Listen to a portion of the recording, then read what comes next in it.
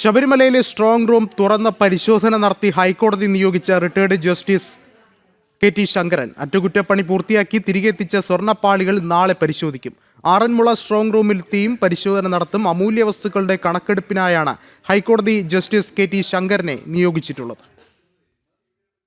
ശബരിമലയിലെ അമൂല്യ വസ്തുക്കളുടെ കണക്കെടുപ്പിനായിട്ടാണ് retired justice K T ശങ്കരനെ ഹൈക്കോടതി നിയോഗിച്ചത്. ഇന്ന് സന്നിധാനത്തെത്തിയ ജസ്റ്റിസ് ശങ്കരന്റെ നേതൃത്വത്തിൽ പരിശോധനാ നടപടികൾ ആരംഭിച്ചു. സന്നിധാനത്തെ സ്ട്രോങ് റൂമിലാണ് ആദ്യഘട്ട പരിശോധന. അറ്റകുറ്റപ്പണി പൂർത്തിയാക്കി തിരികെ എത്തിച്ച ദ്വാരപാലക ശില്പങ്ങളിലെ സ്വർണ്ണപ്പാളികൾ നാളെ പരിശോധിക്കും. Executive officer, special commissioner, Thiruvabharanam commissioner, Smith, vigilance പ്രതിനിധി ഉൾപ്പെടെയുള്ള സംഘമാണ് ജസ്റ്റിസ് കെ ടി ശങ്കരനൊപ്പം പരിശോധന നടത്തുന്നത്. സന്നിധാനത്തെ പരിശോധനയ്ക്ക് ശേഷം തിങ്കളാഴ്ച ആറന്മുള ക്ഷേത്രത്തിലെ സ്ട്രോങ് റൂമിലും പരിശോധന നടത്തും.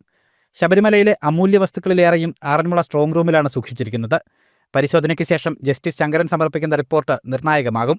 ഇന്നലെ രാത്രിയാണ് ജസ്റ്റിസ് ശങ്കരൻ പമ്പയിലെത്തിയത്. ഇന്ന് രാവിലെ സന്നിധാനത്തേക്ക് പുറപ്പെട്ടു. ജനം, പത്തനംതിട്ട.